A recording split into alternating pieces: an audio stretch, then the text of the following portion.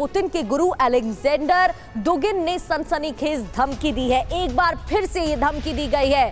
Putin के गुरु Alexander की तरफ से साफ कहा गया है कि अगर पश्चिम ने युद्ध जीता तो यूक्रेन नहीं रहेगा। पश्चिम के युद्ध जीतने पर हम एटमी हथियारों का इस्तेमाल करेंगे। रूस के युद्ध जीतने पर यूक्रेन का अस्तित्व खत्म हो जाएगा। पश्चिम ने रूस पर यह युद्ध थोपा है तो यूक्रेन बचेगा ही नहीं, ये साफ धमकी दी गई है। दुगिन की धमकी के मायने क्या है ये भी समझ लेते हैं।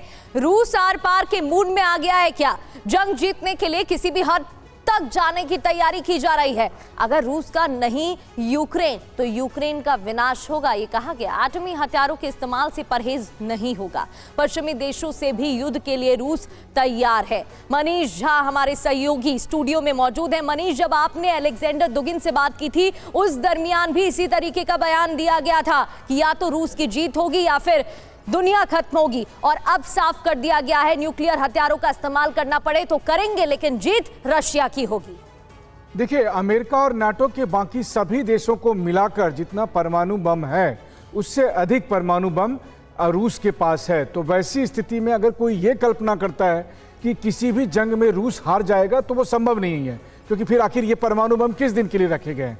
तो प्रोफेसर दुगिन यही बात कह रहे हैं। पुतिन के गुरु का कहना साफ तौर पर यही है कि अगर रूस किसी भी जंग में हारेगा तो फिर हम एटम बम से पूरी दुनिया को बर्बाद कर देंगे। अब सवाल होता है कि रूस ये काम कब करेगा। पहली बात तो है कि अगर रूस हार रहा होगा, जो कि अभी हो नहीं रहा, और जो दूसरी बात है कि देखिए, रूस किसी भी कीमत पर यूक्रेन के खिलाफ एटम बम का इस्तेमाल नहीं करेगा, क्योंकि वो यूक्रेन के लोगों को अपना मानता है। लेकिन अगर रूस और यूरोप के बीच जंग होती है तो वैसी स्थिति में फिर रूस यूरोप पर कोई रियायत नहीं बरतेगा। बिल्कुल, और उसका असर भी देखने को मिल रहा है। लेकिन मनीष, आने वाले समय में इसका परिणाम क्या होगा, ये बड़ा सवाल है। लौटूंगी आपके पास। युद्ध के मैदान में यूक्रेन का बड़ा दावा, रूस के 3 एयर डिफेंस सिस्टम तबाह कर दिए गए। Book M1, book M2 system तबाह, टॉर M2 डिफेंस सिस्टम भी ध्वस्त कर दिया गया है। ये बड़े दावे यहाँ पर किए गए हैं। रूस के 3 एयर डिफेंस सिस्टम तबाह। युद्ध के मैदान में यूक्रेन ने ये बड़ा दावा किया है। दोनों तरफ से लगातार हमले हो रहे हैं। एक तरफ शांति कायम करने की बात की जा रही थी और दूसरी ओर रूस अपने ऑपरेशन पर काम कर रहा है। तो यूक्रेन की तरफ से जवाबी कार्रवाई जारी है। रूस पर यूक्रेन का बहुत बड़ा पलटवार। तेगन रोग में यूक्रेन बड़ा ड्रोन अटैक के बाद कई इमारतों में आग। तो यूक्रेन का बड़ा ड्रोन अटैक यहां पर देखने को मिला। इस रीजन में अटैक के बाद कई इमारतों में आग लग गई। रिहायशी इमारतों में भी लगातार हमले किए जा रहे हैं। बढ़ते आगे, दिमित्री मेदवेदेव का ज़ेलेंस्की पर तंज। कीव की भ्रष्ट सरकार खत्म हो रही है। ज़ेलेंस्की के सामने कोई विकल्प नहीं है, कोई ऑप्शन नहीं है, उसे हार माननी ही पड़ेगी, ये मेदवेदेव ने कहा है।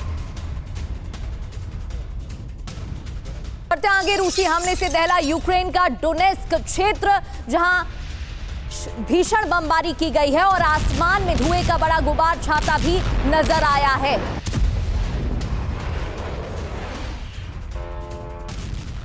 और बड़ी खबर, यूक्रेनी हमलों के बाद रूस के युद्धपोत छिपाए गए हैं। रूस ने क्रीमिया के सेवेस्तोपोल में युद्धपोत छिपाए हैं। युद्धपोत को कैमोफ्लेज कपड़े से ढका गया है। तो कैमोफ्लेज तरीके से छिपाने की कोशिश। यूक्रेनी मीडिया आरबीसी के हवाले से ये खबर। एक के बाद एक हमले क्रीमिया में जिस तरीके से प्रहार हो रहे हैं, उसके बाद ये स्टेप लिया गया है।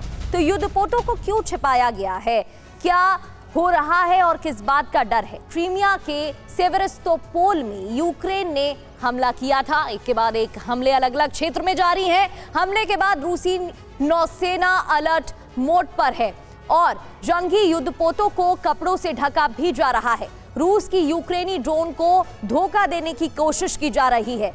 इसी के साथ सेवेस्तोपोल में टापर कैटेगरी के लैंडिंग जहाजों की तैनाती भी कर दी गई है। आरबीसी के हवाले से ये जानकारी आपको दे रहे हैं।